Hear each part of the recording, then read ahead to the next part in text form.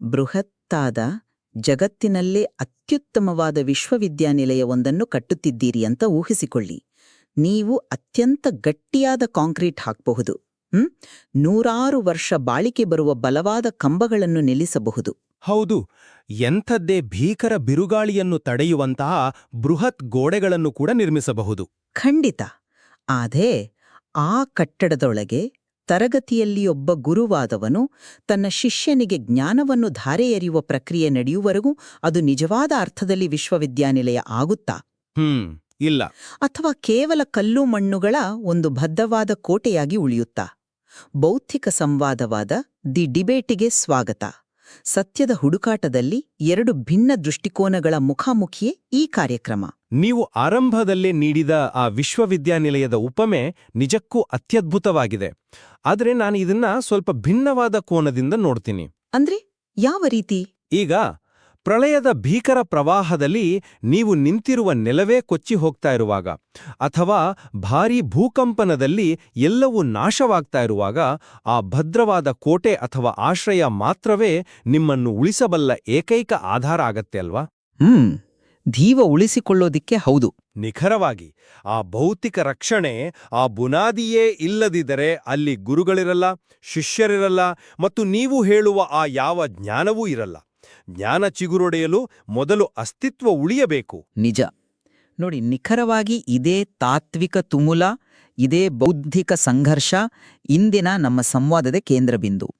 ಇಂದು ನಾವು ವಿಜಯೇಂದ್ರ ರಾಮನಾಥ ಭಟ್ಟರು ಸಂಪಾದಿಸಿರುವ ಸಂಧ್ಯಾ ವಂದನೆಯ ಅಂತರಂಗ ಸಂಪುಟ 2 ಅಂದ್ರೆ ಭಕ್ತಿಯುಕ್ತ ಜ್ಞಾನಯೋಗ, ಈ ಅದ್ಭುತ ಗ್ರಂಥದಲ್ಲಿ ಉಲ್ಲೇಖಿಸಿರುವ ಮತ್ಸ್ಯಾವತಾರದ ತಾತ್ವಿಕ ಚಿಂತನೆಯನ್ನು ಆಳವಾಗಿ ವಿಶ್ಲೇಷಿಸ್ತಾ ಇದ್ದೀವಿ. ಹೌದು, ಮತ್ತು ನಮ್ಮ ಮುಂದಿರುವ ಪ್ರಮುಖ ಪ್ರಶ್ನೆ ಇದು.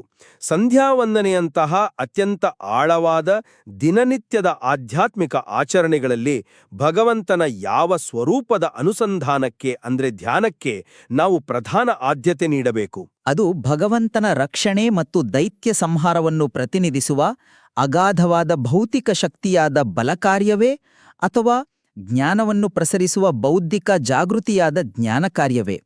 ಈ ವಿಷಯದಲ್ಲಿ ನನ್ನ ನಿಲುವು ಸ್ಪಷ್ಟವಾಗಿದೆ. ಸಂಧ್ಯಾವಂದನೆಯ ಮೂಲ ಉದ್ದೇಶ ಬೌದ್ಧಿಕ ವಿಕಾಸ ಅಥವಾ ಜ್ಞಾನ ಕಾರ್ಯ ಅನ್ನೋದನ್ನ ನಾನು ಬಲವಾಗಿ ನಂಬ್ತೀನಿ. ಮತ್ತು ನಾನು ನಿಮ್ಮ ಆ ನಿಲುವನ್ನು ಪ್ರಶ್ನಿಸ್ತೀನಿ. ಭೌತಿಕ ರಕ್ಷಣೆ ಹಾಗೂ ಪ್ರಕೃತಿಯ ಶಿಸ್ತನ್ನು ಪ್ರತಿನಿಧಿಸುವ ಬಲಕಾರ್ಯವೇ ಈ ಇಡೀ ಆಚರಣೆಯ ಆಧಾರ ಸ್ತಂಭ ಅಂತ ನಾನು ಪ್ರತಿಪಾದಿಸ್ತೀನಿ. ಸರಿ, ಹಾಗಾದ್ರೆ ನೇರವಾಗಿ ವಿಷಯಕ್ಕೆ ಬರೋಣ. ನೋಡಿ, ನನ್ನ ನಿಲುವನ್ನು ನಾನು ಯಾಕೆ ಅಷ್ಟು ಬಲವಾಗಿ ನಂಬ್ತೀನಿ ಅಂದ್ರೆ, ನಾವು ಮಾಡುತ್ತಿರುವ ಆಚರಣೆಯ ಕೇಂದ್ರಬಿಂದುವೆ ಗಾಯತ್ರಿ ಮಂತ್ರ. ನೀವು ಗಾಯತ್ರಿ ಮಂತ್ರದ ಅಂತಿಮ ಗುರಿಯನ್ನು ಗಮನಿಸಿದರೆ ಅಲ್ಲಿ ಬರುವ ಸಾಲು ಧ್यो यो नः ಪ್ರಚೋದಯಾತ್. ಕರೆಕ್ಟ್, ಬುದ್ಧಿಯನ್ನು ಪ್ರೇರೇಪಿಸುವುದು. ಹೌದು, ಇದರ ನೇರವಾದ ಅರ್ಥ ನಮ್ಮ ಬುದ್ಧಿಯನ್ನು ಅಥವಾ ಪ್ರಜ್ಞೆಯನ್ನು ಪ್ರಚೋದಿಸು, ಸನ್ಮಾರ್ಗದಲ್ಲಿ ನಡೆಸು ಅನ್ನೋದು. ಅಂದ್ರೆ ಇಲ್ಲಿ ಬೇಡ್ತಾ ಇರೋದು ಭೌತಿಕ ರಕ್ಷಣೆಯನ್ನಲ್ಲ, ಬದಲಾಗಿ ಬೌದ್ಧಿಕ ವಿಕಾಸವನ್ನು.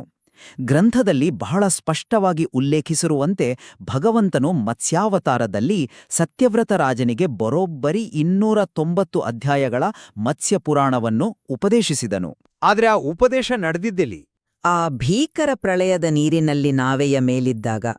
ಅಂದ್ರೆ ಆ ಪರಿಸ್ಥಿತಿಯಲ್ಲೂ ಆತನಿಗೆ ಪಾಠ ಹೇಳುವುದೇ ಮುಖ್ಯವಾಗಿತ್ತು. ಈ ಜ್ಞಾನದ ಪ್ರಸರಣವೇ ಆ ಅವತಾರದ ಅತ್ಯುನ್ನತ ಉದ್ದೇಶ. ಸಂಧ್ಯಾವಂದನೆಯ ಅಂತರಂಗವಿರುವುದೇ ಈ ಜ್ಞಾನೋಪದೇಶದಲ್ಲಿ. ಮಂತ್ರವನ್ನು ಹೇಳುವಾಗ ನಾವು ಕೇವಲ ಶಾರೀರಿಕವಾಗಿ ಬದುಕುಳಿಯುವ ಬಗ್ಗೆ ಯೋಚಿಸಲ್ಲ, ಪ್ರಜ್ಞೆಯ ವಿಸ್ತಾರದ ಬಗ್ಗೆ ಯೋಚಿಸ್ತೀವಿ. ಆದ್ದರಿಂದಲೇ ಜ್ಞಾನ ಕಾರ್ಯವೇ ಇಲ್ಲಿ ಸರ್ವಸ್ವ. ನೀವು ಧಿಯೋ ಯೋ ನಃ ಪ್ರಚೋದಯಾತ್ ಅನ್ನು ಮುಂದಿಟ್ಟುಕೊಂಡು ಮಾಡಿದ ವಾದ ನಿಜಕ್ಕೂ ಬಲವಾಗಿದೆ. ಆದ್ರೆ ನನಗೊಂದು ನಿಮಿಷ ವಿವರಿಸಲು ಅವಕಾಶ ಕೊಡಿ. ನೀವು ಒಂದು ಬಹಳ ಮುಖ್ಯವಾದ ವಾಸ್ತವಿಕ ಅಂಶವನ್ನು ಕಡೆಗಣಿಸ್ತಾ ಇದ್ದೀರಿ. ಯಾವ ಅಂಶವನ್ನು? ಯಾವುದೇ ಜ್ಞಾನದ ಅಸ್ತಿತ್ವಕ್ಕೆ ಭೌತಿಕ ರಕ್ಷಣೆಯ ಅಂದ್ರೆ ಆ ಫಿಸಿಕಲ್ ಪ್ರೊಟೆಕ್ಷನ್ನ ತಳಪಾಯ ಅನಿವಾರ್ಯ. ಗ್ರಂಥದಲ್ಲಿ ಲೇಖಕರು ಆ ಮತ್ಸ್ಯಾವತಾರದ ವರ್ಣನೆಯನ್ನು ಹೇಗೆ ಮಾಡಿದ್ದಾರೆ ಗಮನಿಸಿ. ಭಗವಂತನು 1,00,000 ಯೋಜನೆಗಳಷ್ಟು ವಿಸ್ತಾರವಾದ ಬೃಹತ್ ಮತ್ಸ್ಯರೂಪದಲ್ಲಿ ಬರ್ತಾನೆ. ಹೌದು, 1,00,000 ಯೋಜನ. ಅಂದ್ರೆ ಕಲ್ಪನೆಗೂ ನಿಲುಕದಷ್ಟು ಬೃಹತ್ತಾದ ಆಕಾರ, ಬಂಗಾರದ ಬಣ್ಣದ ದೈತ್ಯ ಕೊಂಬಿರುವ ಮತ್ಸ್ಯ, ಆ ಪ್ರಳಯದ ಭೀಕರ ನೀರಿನಲ್ಲಿ ಸತ್ಯವ್ರತ ರಾಜ ಮತ್ತು ಸಪ್ತರ್ಷಿಗಳನ್ನು ನಾವೇ ಮೂಲಕ ಎಳೆದುಕೊಂಡು ಹೋಗಿ ರಕ್ಷಿಸ್ತಾನೆ. ಅಷ್ಟೇ ಅಲ್ಲ, ವೇದಗಳನ್ನು ಅಪಹರಿಸಿದ್ದ ಹಯಗ್ರೀವಾಸುರನಂತಹ ರಕ್ಕಸನ ಸಂಹಾರ ಮಾಡ್ತಾನೆ. ಇದು ಶುದ್ಧ ಬಲಕಾರ್ಯ. ಯೋಚಿಸಿ, ಆ ಬಲಕಾರ್ಯದ ರಕ್ಷಣೆಯಿಲ್ಲದೆ ಆ ನಾವೇ ಮುಳುಗಿ ಹೋಗಿದ್ರೆ ಅಥವಾ ಹಯಗ್ರೀವಾಸುರ ವೇದಗಳನ್ನ ನಾಶ ಮಾಡಿದ್ರೆ ಅಲ್ಲಿ ಆ 290 ಅಧ್ಯಾಯಗಳ ಜ್ಞಾನೋಪದೇಶಕ್ಕೆ ವೇದಿಕೆಯೇ ಇರ್ತಿರ್ಲಿಲ್ವಲ್ವಾ? ವೇದಿಕೆ ಇರ್ತಿರ್ಲಿಲ್ಲ ಅನ್ನೋದು ವಾಸ್ತವ. ಅದೇ ನನ್ನ ವಾದ. ಭಗವಂತನ ಅಪಾರ ಶಕ್ತಿ ಹಾಗೂ ಭೌತಿಕ ರಕ್ಷಣೆಯ ಅನುಸಂಧಾನವೇ ಪ್ರಧಾನವಾದದ್ದು. ಬಲಕಾರ್ಯದ ತಳಪಾಯವಿಲ್ಲದೆ ಜ್ಞಾನಕಾರ್ಯದ ಕಟ್ಟಡ ನಿಲ್ಲಲು ಸಾಧ್ಯವಿಲ್ಲ. ನಾವು ಧ್ಯಾನಿಸಬೇಕಾದದ್ದು ಆ ಬೃಹತ್ ಶಕ್ತಿಯನ್ನು. ಆ ಶಕ್ತಿಯೇ ನಮಗೆ ಅಭಯ ನೀಡುವುದು. ನೀವು ಹೇಳುವ ವಾಸ್ತವಿಕತೆಯ ಲಾಜಿಕ್ ನಂಗೆ ಅರ್ಥವಾಗ್ತಾ ಇದೆ. ಅಸ್ತಿತ್ವ ಇರ್ಬೇಕು ಅನ್ನೋದು ನಿಜ. ಆದ್ರೆ ನನಗಿಲ್ಲಿ ಸ್ವಲ್ಪ ಗೊಂದಲವಿದೆ, ಅಥವಾ ನಾನು ನಿಮಗೆ ಬೇರೆ ಒಂದು ದೃಷ್ಟಿಕೋನವನ್ನು ನೀಡಲು ಇಚ್ಛಿಸ್ತೀನಿ. ನೀವು ರಕ್ಷಣೆಯನ್ನು ಅಷ್ಟೊಂದು ವೈಭವೀಕರಿಸ್ತಾ ಇದ್ದೀರಿ ಅಂತ ನನಗನ್ನಿಸ್ತಾ ಇದೆ. ವೈಭವೀಕರಣ ಅಲ್ಲ, ಅದು ಅಲ್ಲಿ ನಡೆದ ಘಟನೆ. ಆದ್ರೆ ನೋಡಿ, ಪ್ರಳಯದಿಂದ ರಕ್ಷಿಸುವುದು ಕೇವಲ ಒಂದು ವಾಹನವನ್ನು ಒದಗಿಸಿದಂತೆ ಅಲ್ವಾ? ಅಂದ್ರೆ ನಾವು ಮೊದಲೇ ಮಾತನಾಡಿದ ಆ ಶಾಲೆಯ ಕಟ್ಟಡವನ್ನು ಕಟ್ಟಿದಂತೆ, ಅಥವಾ ನದಿಯನ್ನು ದಾಟಲು ಒಂದು ದೋಣಿಯನ್ನು ಕೊಟ್ಟಂತೆ. ದೋಣಿಯೇ ಗುರಿಯಲ್ಲ, ನದಿ ದಾಟುವುದು ಗುರಿ. ಓ, ಆ ಅರ್ಥದಲ್ಲಿ ಹೇಳ್ತಾ ಇದ್ದೀರಾ? ಹೌದು. ಆ ವಾಹನದಲ್ಲಿ ಸತ್ಯವ್ರತನಿಗೆ ಉಪದೇಶ ನೀಡಿದ್ದು ಅಂತಿಮ ಗುರಿಯಾಗಿತ್ತು. ಗ್ರಂಥದಲ್ಲಿ ಲೇಖಕರು ಸ್ಪಷ್ಟವಾಗಿ ಬರೆದಿದ್ದಾರೆ, ಚಾಕ್ಷುಷ ಮನ್ವಂತರದ ಕೊನೆಯಲ್ಲಿ ಸತ್ಯವ್ರತನನ್ನು ಅನುಗ್ರಹಿಸಲು ನಡೆದ ಈ 2ನೇ ಬಾರಿಯ ಅವತಾರವು ಸಂಪೂರ್ಣವಾಗಿ ಜ್ಞಾನಕ್ಕಾಗಿಯೇ ಮೀಸಲಾಗಿತ್ತು ಅಂತ. ಜೀವಗಳನ್ನು ಉಳಿಸಿದ್ದು ಕೇವಲ ಒಂದು ಪ್ರಕ್ರಿಯೆ, ಒಂದು ಟೂಲ್ ಅಷ್ಟೇ. ಆದರೆ ಮತ್ಸ್ಯಪುರಾಣವನ್ನು ಉಪದೇಶಿಸುವುದು ಆ ಅವತಾರದ ಶ್ರೇಷ್ಠತೆಯಾಗಿತ್ತು. ರಕ್ಷಣೆಯು ಕೇವಲ ಮಾರ್ಗ, ಜ್ಞಾನವೇ ಗುರಿ.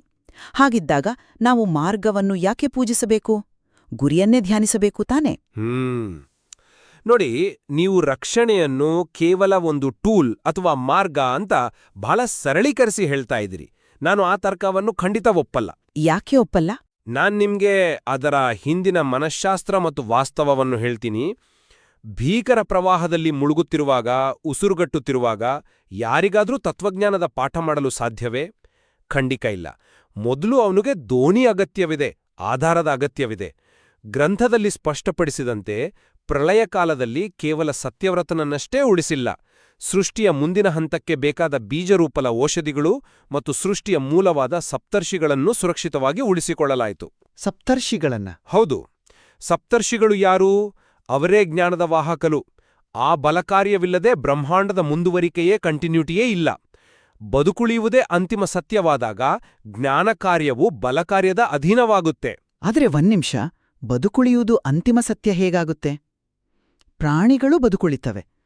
ಕೇವಲ ಬದುಕುಳಿಯುವುದು ಮಾತ್ರವೇ ಗುರಿಯಾಗಿದ್ರೆ ದೋಣಿಯನ್ನು ಸುರಕ್ಷಿತ ಜಾಗಕ್ಕೆ ತಂದು ನಿಲ್ಸಿದ್ರೆ ಕೆಲಸ ಮುಗೀತಲ್ವಾ? ಆ 290 ಅಧ್ಯಾಯಗಳ ಉಪದೇಶದ ಅಗತ್ಯವಾದ್ರೂ ಏನಿತ್ತು? ನಾನು ಜ್ಞಾನ ಬೇಡ ಅಂತ ಹೇಳ್ತಾ ಇಲ್ಲ. ಆದ್ರೆ ಬದುಕುಳಿಯುವುದು ಕೇವಲ ಜೈವಿಕ ಅಗತ್ಯವಿರಬಹುದು. ಆ ಬದುಕನ್ನು ಮನುಷ್ಯತ್ವದ ಮಟ್ಟಕ್ಕೆ, ದೈವತ್ವದ ಮಟ್ಟಕ್ಕೆ ಏರಿಸುವುದು, ಅರ್ಥಪೂರ್ಣವಾಗಿಸುವುದು ಜ್ಞಾನ. ಅದನ್ನು ಗ್ರಂಥ ಹೇಗೆ ವಿಶ್ಲೇಷಿಸಿದೆ ನೋಡಿ. ಈಗ ನಾವು ಮತ್ತೆ ಗಾಯತ್ರಿ ಮಂತ್ರದ ಪದಗಳೊಂದಿಗೆ ಮತ್ಸ್ಯಾವತಾರದ ಸಮನ್ವಯವನ್ನು, ಅಂದ್ರೆ ಆ ಮ್ಯಾಪಿಂಗ್ ಅನ್ನು ನೋಡೋಣ. ಸರಿ, ಹೇಳಿ. ಗ್ರಂಥವು ಗಾಯತ್ರಿ ಮಂತ್ರದ ಧಿಯೋ ಯೋ ನಃ ಪ್ರಚೋದಯಾತ್ ಪದವನ್ನು ಮತ್ಸ್ಯಾವತಾರವು ಸತ್ಯವ್ರತನ ಬುದ್ಧಿಯನ್ನು ಪ್ರಚೋದಿಸಿ ಜ್ಞಾನ ನೀಡಿದ್ದಕ್ಕೆ ನೇರವಾಗಿ ಹೋಲಿಸಿದೆ. ಇಡೀ ಮಂತ್ರದ ಪರಾಕಾಷ್ಠೆ, ಆ ಅಂತಿಮ ಕ್ಲೈಮ್ಯಾಕ್ಸ್ ಜ್ಞಾನಕಾರ್ಯ ಅನ್ನೋದನ್ನ ಇದು ಸಾಬೀತುಪಡಿಸುತ್ತೆ. ನನಗೆ ಹೊಳಿತಿರುವೊಂದು ಉಪಮೆಯನ್ನು ಹೇಳ್ತೀನಿ. ನಾವು ದೇವಸ್ಥಾನಕ್ಕೆ ಹೋದಾಗ ಮೆಟ್ಟಿಲುಗಳನ್ನು ಹತ್ತಿ ಹೋಗ್ತೀವಿ. ಮೆಟ್ಟಿಲುಗಳು ನಮ್ಮನ್ನು ಗರ್ಭಗುಡಿಗೆ ಕರೆದೊಯ್ತಾವೆ ಅನ್ನೋದು ನಿಜ. ಹೌದು. ಆದ್ರೆ ನಾವು ಮೆಟ್ಟಿಲುಗಳ ಮೇಲೆ ನಿಂತು ಪೂಜೆ ಮಾಡಲ್ಲ, ಗರ್ಭಗುಡಿಯಲ್ಲಿರುವ ಮೂರ್ತಿಯನ್ನು ಪೂಜಿಸ್ತೀವಿ ಅಲ್ವಾ? ಇಲ್ಲಿ ಬಲಕಾರ್ಯ ಎನ್ನುವುದು ಆ ಮೆಟ್ಟಿಲುಗಳಿದ್ದಂತೆ, ಜ್ಞಾನಕಾರ್ಯವೇ ಆ ಗರ್ಭಗುಡಿ. ನಾವು ಧ್ಯಾನಿಸಬೇಕಾದದ್ದು ಆ ಅಂತಿಮ ಗುರಿಯನ್ನೇ, ಹೊರತು ದಾರಿಯನ್ನಲ್ಲ. ವಾ, ಮೆಟ್ಟಿಲು ಮತ್ತು ಗರ್ಭಗುಡಿಯ ಉಪಮೆ ನಿಜಕ್ಕೂ ಅತ್ಯದ್ಭುತವಾಗಿದೆ. ಇದು ಕೇಳುಗರಿಗೆ ಬಹಳ ಬೇಗ ಅರ್ಥ ಆಗುತ್ತೆ. ಆದರೆ ಅದೇ ಉಪಮೆಯನ್ನು ಇಟ್ಕೊಂಡು ನಾನ್ ನಿಮ್ಮನ್ನು ಕೇಳ್ತೀನಿ, ಮೆಟ್ಟಿಲುಗಳಿಲ್ಲದೆ ನೀವು ಗರ್ಭಗುಡಿ ತಲುಪೋದು ಹೇಗೆ? ಮೆಟ್ಟಿಲು ಬೇಕು, ಆದ್ರೆ ಒಂದು ವೇಳೆ ಗರ್ಭಗುಡಿಯ ಗೋಡೆಗಳೇ ಬಿದ್ದೋಗಿದ್ರೆ, ಬಿರುಗಾಳಿಗೆ ಛಾವಣಿಯೇ ಹಾರಿ ಹೋಗಿದ್ರೆ, ಮೂರ್ತಿಗೆ ರಕ್ಷಣೆ ಎಲ್ಲಿದೆ? ನೀವು ಮಂತ್ರದ ಅಂತಿಮ ಸಾಲನ್ನು ಅಂದ್ರೆ ಆ ಗರ್ಭಗುಡಿಯನ್ನು ಮಾತ್ರ ಹಿಡಿದುಕೊಂಡು ಅದರ ಆರಂಭಿಕ ಅಡಿಪಾಯದ ಪದಗಳನ್ನು ಕಡೆಗಣಿಸ್ತಾ ಇದ್ದೀರಿ. ಹೇಗೆ ಕಡೆಗಣಿಸ್ತಾ ಇದ್ದೀನಿ? ವಿವರಿಸಿ. ನೋಡಿ, ಗ್ರಂಥಕಾರರು ಮಂತ್ರದ ಪ್ರತಿ ಪದವನ್ನು ಮತ್ಸ್ಯಾವತಾರಕ್ಕೆ ಸಮನ್ವಯ ಮಾಡ್ತಾರೆ. ಗಾಯತ್ರಿ ಮಂತ್ರ ಹೇಗ್ ಶುರುವಾಗುತ್ತೆ? ತತ್, ಸವಿತುಹು, ವರೇಣ್ಯಂ, ಭರ್ದೋ, ಹೀಗ್ತಾನೆ? ಹೌದು. ಇಲ್ಲಿ ತತ್ ಅಂದ್ರೆ ಪ್ರಳಯ ಜಲದಲ್ಲಿ ಸತ್ಯವ್ರತನನ್ನು ರಕ್ಷಿಸಿದ್ದು ಅಂತ ಲೇಖಕರು ಮ್ಯಾಪ್ ಮಾಡ್ತಾರೆ. ಸವಿತುಹು ಅಂದ್ರೆ ಆ ನಾವೆಯನ್ನು ಸೃಷ್ಟಿಸಿದ್ದು. ಭರ್ಗೋ ಅಂದ್ರೆ ಆ ನಾವೆ ಮುಳುಗದಂತೆ ರಕ್ಷಿಸಿದ್ದು ಮತ್ತು ವೇದಾಪಹಾರಿ ಹಯಗ್ರೀವಾಸುರನನ್ನು ಕೊಂದದ್ದು. ಇವೆಲ್ಲವೂ ಏನು? ಇವೆಲ್ಲವೂ ಭೌತಿಕ ರಕ್ಷಣಾ ಕಾರ್ಯಗಳೇ, ಅಂದ್ರೆ ಬಲಕಾರ್ಯ. ಓ, ಆರಂಭಿಕ ಪದಗಳೆಲ್ಲ ಬಲಕಾರ್ಯ. ಖಂಡಿತ. ಬಲಕಾರ್ಯದ ಅನುಸಂಧಾನವಿಲ್ಲದೆ, ಆ ರಕ್ಷಣೆಯ ಅರಿವಿಲ್ಲದೆ ನೀವು ಮಂತ್ರದ ಅಂತಿಮ ಹಂತವಾದ ಜ್ಞಾನವನ್ನ ತಲುಪಲು ಹೇಗೆ ಸಾಧ್ಯ? ವರುಣನ ಸಭೆಯಲ್ಲಿ ಭಗವಂತ ನೀಡಿದ ರಕ್ಷಣೆಯ ಸ್ವರೂಪವನ್ನ ನಾವು ಮರೆಯುವಂತಿಲ್ಲ. ಮಾನವ ಪ್ರಜ್ಞೆಯ ವಿಕಾಸದ ಹಾದಿಯಿದು. ಸರ್ವೈವಲ್ನಿಂದ ಅಂದ್ರೆ ಬದುಕುಳಿಯುವಿಕೆಯಿಂದ ಶುರುವಾಗಿ ಆಮೇಲೆ ಜ್ಞಾನದ ಕಡೆಗೆ ಹೋಗುತ್ತೆ. ಆ ಸರ್ವೈವಲ್ ಕಲ್ಪನೆಯೇ ನಮ್ಮಲ್ಲಿ ಭಕ್ತಿಯನ್ನ ಹುಟ್ಟಿಸೋದು. ನೀವು ಹೇಳ್ತಾ ಇರೋ ಮಾನವ ಪ್ರಜ್ಞೆಯ ವಿಕಾಸದ ಹಾದಿ, ಸರ್ವೈವಲಿಂದ ಜ್ಞಾನದ ಕಡೆಗಿನ ಪ್ರಯಾಣ, ಇದು ಬಹಳ ಆಸಕ್ತಿದಾಯಕವಾಗಿದೆ. ನನಗೆ ಅರ್ಥವಾಗ್ತಾ ಇದೆ. ನೀವು ಹೇಳ್ದಂತೆ ಆರಂಭಿಕ ಪದಗಳು ಅಡಿಪಾಯ, ಹೌದು. ಆದರೆ ಇದೇ ವಿಚಾರವನ್ನು ನಾವು ಪ್ರಸ್ತುತ ಸಮಾಜದ ಹಿನ್ನೆಲೆಯಲ್ಲಿ, ಇಂದಿನ ಯುವಜನತೆಯ ಮನಸ್ಥಿತಿಯ ಹಿನ್ನೆಲೆಯಲ್ಲಿ ನೋಡೋಣ. ಗ್ರಂಥದ ಪೀಠಿಗೆಯಲ್ಲಿ ಲೇಖಕರು ಒಂದು ಬಹಳ ಪ್ರಮುಖವಾದ ವಾಸ್ತವಿಕ ಸಮಸ್ಯೆಯನ್ನೂ ಎತ್ತಿ ಹಿಡಿದಿದ್ದಾರೆ. ಹೌದು, ಯುವಕರು ಸಂಧ್ಯಾವಂದನೆ ಬಿಡ್ತಾ ಇರೋ ಬಗ್ಗೆ ತಾನೇ? ನಿಖರವಾಗಿ. ಇಂದು ಆಂಗ್ಲ ಮಾಧ್ಯಮದ ಓದು, ಪಾಶ್ಚಿಮಾತ್ಯ ಪ್ರಭಾವ ಮತ್ತು ನಮ್ಮ ಈ ಯಾಂತ್ರಿಕ ಜೀವನದಿಂದಾಗಿ ಯುವಜನರು ಸಂಧ್ಯಾವಂದನೆಯನ್ನು ಸಂಪೂರ್ಣವಾಗಿ ಕೈಬಿಡ್ತಾ ಇದ್ದಾರೆ. ಉಪನಯನದಲ್ಲಿ ಆತುರಾತುರವಾಗಿ ಏನೋ ಒಂದಷ್ಟು ಮಂತ್ರಗಳನ್ನು ಹೇಳ್ಕೊಡ್ತಾರೆ. ಆ ಹುಡುಗನ್ಗೆ ಅದರ ಅರ್ಥವೂ ಗೊತ್ತಿರಲ್ಲ, ಉದ್ದೇಶವೂ ಗೊತ್ತಿರಲ್ಲ. ಹೌದು, ಬರೀ ರೂಢಿಯಾಗಿ ಮಾಡ್ತಾರ. ಹಾಗಾಗಿ ಇದು ಕೇವಲ ಅರ್ಥವಿಲ್ಲದ, ಡ್ರೈ ಆದ ಒಂದು ಆಚರಣೆಯಾಗಿದೆ. ಅವರಿಗಿದು ಬೋರ್ ಆಗುತ್ತೆ. ಇದನ್ನು ತಡೆಯಲಿರುವ ಏಕೈಕ ಮಾರ್ಗ ಯಾವುದು? ಕೇವಲ ಬಲಕಾರ್ಯದ ಕಥೆಗಳನ್ನು ಹೇಳೋದಾ?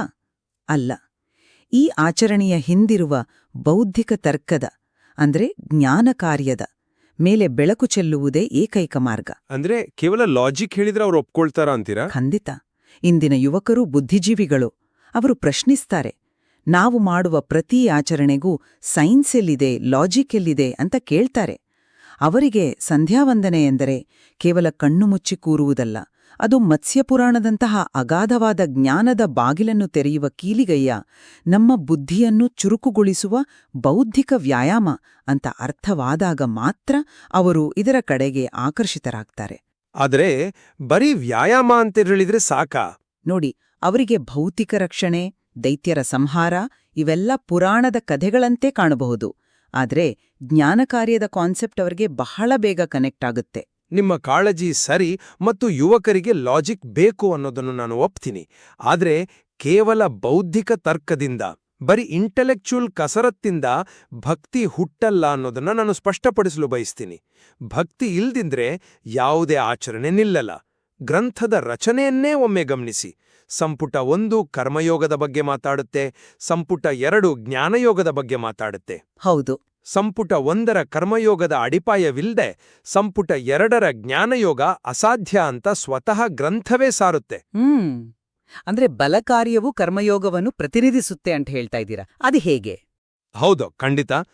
ಯುವಕರಿಗೆ ಕೇವಲ ತರ್ಕವನ್ನು ಹೇಳಿದರೆ ಅವರು ಒಮ್ಮೆ ತಲೆದೂಗಿ ಓ ನೈಸ್ ಕಾನ್ಸೆಪ್ಟ್ ಅಂತ ಬಿಟ್ಬಿಡ್ತಾರೆ. ಅದು ಅವರನ್ನು ಪ್ರತಿದಿನ ಬೆಳಗ್ಗೆ ಬಿಸಿ ಆಚರಣೆ ಮಾಡುವಂತೆ ಪ್ರೇರೇಪಿಸಲ್ಲ. ಅಲ್ಲಿ ಶಿಸ್ತು ಬೇಕು, ಶರಣಾಗತಿ ಬೇಕು. ಈಗ ಯೋಚಿಸಿ, ನಾವು ಧ್ಯಾನದಲ್ಲಿ ಏನನ್ನು ಕಲ್ಪಿಸ್ಕೊಳ್ಬೇಕು ಅಂತ ಗ್ರಂಥ ಹೇಳುತ್ತೆ? 1,00,000 ಯೋಜನ ಉದ್ದದ ಬಂಗಾರದ ಕೊಂಬಿರುವ ಆ ಭವ್ಯವಾದ ಬೃಹತ್ ಮತ್ಸ್ಯರೂಪವನ್ನು ಕಣ್ಣು ಮುಂದೆ ತಂದುಕೊಳ್ಬೇಕು. ಆ ಬೃಹತ್ ಆಕಾರದ ಕಲ್ಪನೆ. ಹೌದು, ಆ ಬೃಹತ್ ಆಕಾರದ ಮುಂದೆ, ಪ್ರಳಯದ ಭೀಕರತೆಯ ಮುಂದೆ ನಾನು ಎಷ್ಟು ಸಣ್ಣವನು, ನನ್ನ ಅಹಂಕಾರ ಎಷ್ಟು ಕ್ಷುಲ್ಲಕ ಎಂಬ ಶರಣಗತಿಯ ಭಾವನೆ ಸಾಧಕನ ಮನಸ್ಸಿನಲ್ಲಿ ಮೂಡುತ್ತೆ. ಆ ಬಲಕಾರ್ಯದ ಕಲ್ಪನೆಯು ಹುಟ್ಟಿಸುವ ಅಗಾಧವಾದ ಭಕ್ತಿ, ಬೆರಗು ಮತ್ತು ಆ ಶಿಸ್ತು ಮಾತ್ರವೇ ಈ ಆಚರಣೆಯನ್ನು ಯಾಂತ್ರಿಕತೆಯಿಂದ ಬದುಕಿಸಬಲ್ಲದು. ಆ ವಿರಾಟ್ ರೂಪಟ ಎದುರು ತಲೆಬಾಗುವ ಆ ಕರ್ಮಯೋಗವೇ ಸಾಧಕನನ್ನು ನಿತ್ಯವೂ ಈ ಆಚರಣೆಗೆ ಹಿಡಿದಿಡುತ್ತೆ. ತರ್ಕವು ಕೇವಲ ಮೆದುಳಿಗೆ ತೃಪ್ತಿ ನೀಡಬಹುದು, ಆದ್ರೆ ನಮ್ಮ ಅಸ್ತಿತ್ವವನ್ನು ಕಾಪಾಡುವ ಆ ಅಗಾಧ ಶಕ್ತಿಯ ಮೇಲಿನ ಭಕ್ತಿಯೇ ನಮ್ಮ ಆತ್ಮವನ್ನು ಜಾಗೃತಗೊಳಿಸೋದು. ಜ್ಞಾನಕಾರ್ಯ ಬೇಕು, ಆದ್ರೆ ಅದು ಬಲಕಾರ್ಯದ ಭಕ್ತಿಯ ಒದಿಕೆಯಲ್ಲಿರಬೇಕು. ಓ, ಇದು ನಿಜಕ್ಕೂ ಆಳವಾದ ವಿಶ್ಲೇಷಣೆ. ನೋಡಿ, ನೀವೇಳ್ತಾ ಇರೋ ಆ ಬೃಹತ್ ಆಕಾರದ ಕಲ್ಪನೆ ಮತ್ತು ಅದರಿಂದ ಹುಟ್ಟುವ ವಿಸ್ಮಯ ಅಥವಾ ಬೆರಗು, ಅದು ನಮ್ಮ ಅಹಂಕಾರವನ್ನು ಕರಗಿಸುತ್ತೆ ಅನ್ನೋ ನಿಮ್ಮ ಮಾತು ಬಹಳ ಪವರ್ಫುಲ್ ಆಗಿದೆ. ನಾನು ನಿಮ್ಮ ಮಾತಿನಲ್ಲಿರುವ ಶಕ್ತಿಯನ್ನು ಒಪ್ಪುತ್ತೇನೆ. ಶರಣಾಗತಿ ಮತ್ತು ಭಕ್ತಿ ಖಂಡಿತವಾಗಿಯೂ ಅನಿವಾರ್ಯ. ಕರ್ಮಯೋಗದ ಶಿಸ್ತು ಇಲ್ಲದೆ ಜ್ಞಾನಯೋಗದ ಫಲ ಸಿಗಲ್ಲ ಅನ್ನೋದು ಸತ್ಯ. ಹೌದು, ಅದೇ ಆಚರಣೆಯ ಜೀವಾಳ. ಆದರೆ ನಾನು ಒಂದು ಸಣ್ಣ ಎಚ್ಚರಿಕೆಯನ್ನು ಇಲ್ಲಿ ನೀಡಲು ಬಯಸ್ತೀನಿ. ಕೇವಲ ಭೌತಿಕ ಶಕ್ತಿಗೆ ಶರಣಾಗುವುದು ಅಥವಾ ಆ ಬೃಹತ್ತಾಕಾರವನ್ನು ನೋಡಿ ಭಯದಿಂದಲೋ ಭಕ್ತಿಯಿಂದಲೋ ಶರಣಾಗುವುದು ಅರ್ಥವಿಲ್ಲದ ಕೇವಲ ಶರಣಾಗತಿಯಾದರೆ ಅದು ಮೂಢನಂಬಿಕೆಯಾಗುವ ಅಪಾಯವಿರುತ್ತೆ ಅಲ್ವಾ, ಕುರುಡು ಭಕ್ತಿಯಾಗುತ್ತೆ. ಅದಕ್ಕಾಗಿಯೇ ಲೇಖಕರು ವಿಜಯೇಂದ್ರ ರಾಮನಾಥ ಭಟ್ರು ಈ ಗ್ರಂಥವನ್ನು ಕೇವಲ ಜ್ಞಾನಯೋಗ ಅಥವಾ ಕೇವಲ ಭಕ್ತಿಯೋಗ ಅಂತ ಕರೆದಿಲ್ಲ. ಅವರು ಬಹಳ ಯೋಚಿಸಿ ಇದನ್ನು ಭಕ್ತಿಯುಕ್ತ ಜ್ಞಾನಯೋಗ ಅಂತ ಕರೆದಿದ್ದಾರೆ. ನಿಖರವಾಗಿ ಎರಡರ ಸಮ್ಮಿಲನ. ಹೌದು, ಮತ್ಸ್ಯಾವತಾರದ ಬಲ ಕಾರ್ಯವನ್ನು, ಆ 1,00,000 ಯೋಜನೆದ ಮೀನನ್ನು ಧ್ಯಾನಿಸುವಾಗ ಹುಟ್ಟುವ ಬೆರಗು ಮತ್ತು ಭಕ್ತಿಯು ಜ್ಞಾನ ಕಾರ್ಯದ ಬೌದ್ಧಿಕ ತರ್ಕದೊಂದಿಗೆ ಬೆರೆತಾಗ ಮಾತ್ರ ಅದು ಪರಿಪೂರ್ಣವಾಗುತ್ತೆ. ಸತ್ಯವ್ರತನ ಕಥೆಯನ್ನೇ ನೋಡಿ. ಆ ಪ್ರಳಯದ ನೀರಿನಲ್ಲಿ ನಾವೆಯಲ್ಲಿ ಕುಳಿತಾಗ ಆತನಿಗೆ ಭಗವಂತನ ಶಕ್ತಿಯನ್ನು ಕಂಡು ಆಶ್ಚರ್ಯ, ಭಕ್ತಿ, ಭಯ ಎಲ್ಲವೂ ಉಂಟಾಯಿತು. ಆದರೆ ಆತ ಕೇವಲ ಅಲ್ಲಿಗೆ ನಿಲ್ಲಿಲ್ಲ. ಆ ಭಕ್ತಿಯ ಜೊತೆಗೆ ಆತ ಭಗವಂತನಿಂದ ಪಡೆದ ಆ 290 ಅಧ್ಯಾಯಗಳ ಸೃಷ್ಟಿಯ ರಹಸ್ಯ, ಆ ಜ್ಞಾನವೇ ಆತನ ನಿಜವಾದ ವಿಕಾಸಕ್ಕೆ ಕಾರಣವಾಯಿತು. ಶರಣಾಗತಿಯು ಬಾಗಿಲು ತೆಗೀತು, ಆದರೆ ಜ್ಞಾನವು ಅವನನ್ನು ಒಳಗೆ ಕರೆದೊಯ್ತು. ಹೌದು, ನಿಮ್ಮ ಈ ಕೊನೆಯ ಮಾತು ನನಗೆ ಸಂಪೂರ್ಣವಾಗಿ ಒಪ್ಪಿಗೆಯಾಗಿದೆ. ನೀವು ಹೇಳಿದ ಸಮತೋಲನ, ಆ ಬ್ಯಾಲೆನ್ಸ್ ಅತ್ಯಮೂಲ್ಯವಾದದ್ದು. ಬಲಕಾರ್ಯವು ನಮ್ಮ ಅಸ್ತಿತ್ವವನ್ನ ಉಳಿಸಿ ನಮ್ಮಲ್ಲಿ ಶಿಸ್ತು ಮತ್ತು ಭಕ್ತಿಯನ್ನ ಬೆಳೆಸಿದ್ರೆ, ಜ್ಞಾನ ಕಾರ್ಯವು ಆ ಉಳಿದುಕೊಂಡ ಅಸ್ತಿತ್ವಕ್ಕೆ ಒಂದು ಉದಾತ್ತವಾದ ಅರ್ಥವನ್ನ ನೀಡುತ್ತೆ.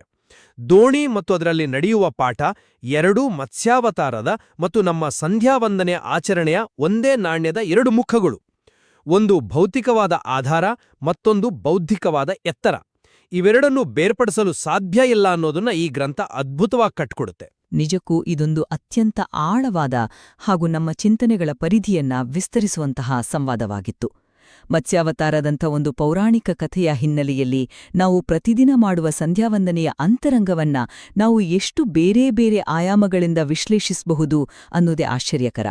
ಬೌದ್ಧಿಕ ವಿಕಾಸಕ್ಕೆ ದಾರಿದೀಪವಾಗುವ ಜ್ಞಾನ ಕಾರ್ಯವೇ ಗಾಯತ್ರಿ ಮಂತ್ರದ ಪರಾಕಾಷ್ಠೆ ಮತ್ತು ಅದೇ ಸಾಧಕನ ಅಂತಿಮ ಗುರಿಯಾಗಬೇಕು ಅನ್ನೋದು ನನ್ನ ನಿಲುವು.